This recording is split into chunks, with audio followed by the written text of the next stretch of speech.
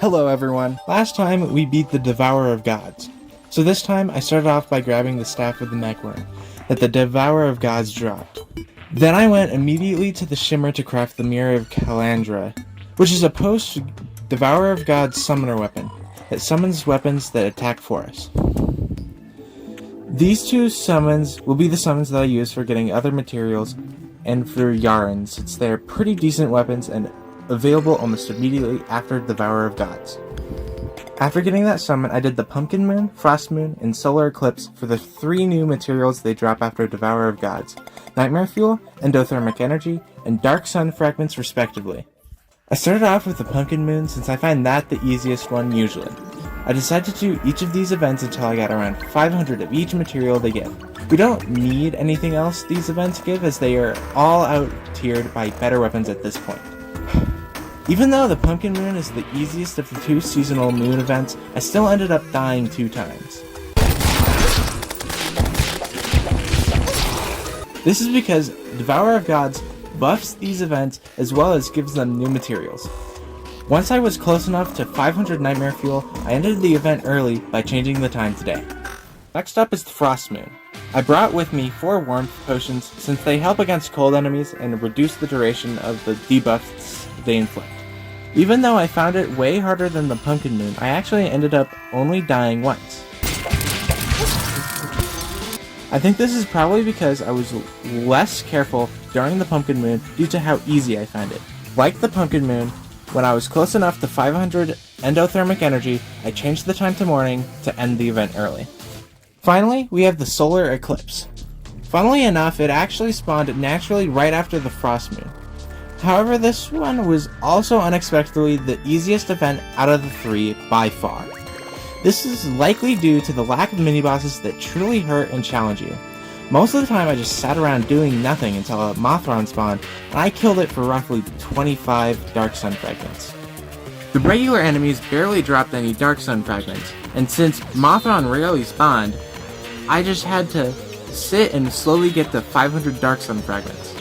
Because of this lack of fragment drops, it took me much longer than the other events to complete, and it was also incredibly boring. Now that I have these 3 materials, I can combine them with some Necroplasm that drops in the dungeon to get Ascendant Spirit Essence. With this Ascendant Spirit Essence, I can upgrade my Elysian Aegis into an Asgardian Aegis, combine my Stasis Curse and Star Tainted Generator into a Nucleogenesis, craft better wings, and create better armor. However, before I can do that, I realized I needed to beat Ashram Deus to get more lunar fragments so I can craft the Cosmic Anvil to actually make these upgrades, and I needed to beat Dragonfolly to get more effulgent feathers for the armor, wings, and Yharon's summon item. Once I got the materials I needed, I craft the Cosmic Anvil and use that to make the Asgardian Aegis, Nucleogenesis, Sylvia Wings, and Sylvia Armor. The Asgardian Aegis doubles my dash damage, increases my defense, and gives me immunity to most debuffs in the game. The Nucleogenesis, due to being a combination of 2 accessories, gives me an extra accessory slot at the cost of 1 less minion slot. Sylvia Armor easily makes up for that with 96 defense, 75% extra summon damage, 5 more minion slots, and a revive upon getting fatally hit.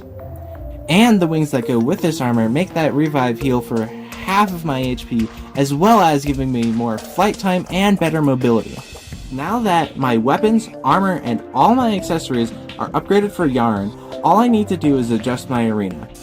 During my fight with Devourer of Gods, I noticed that due to how little vertical distance there was between the platforms, I often got stuck on the blocks.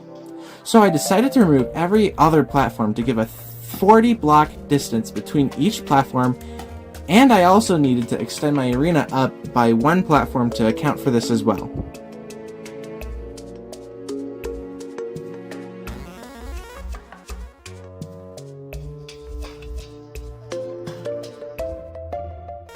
At the end, so I had enough room to fight Yharon, I blew up the Sky Island right above the arena and removed a chunk of the giant planetoid as well.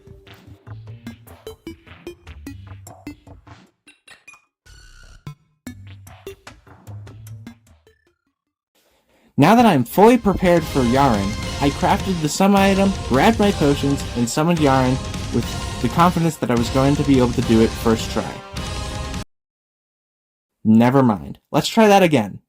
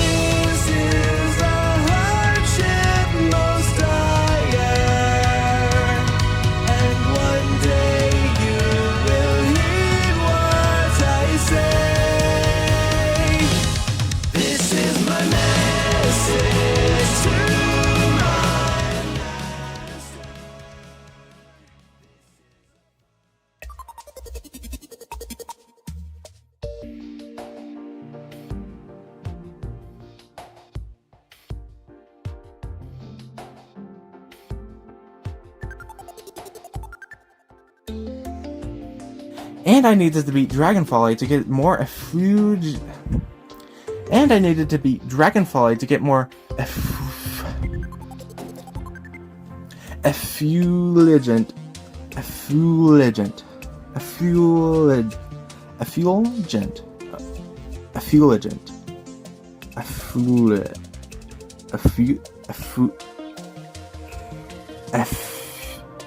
Effulgent? Effulgent feather. Effulgent. Effulgent feathers.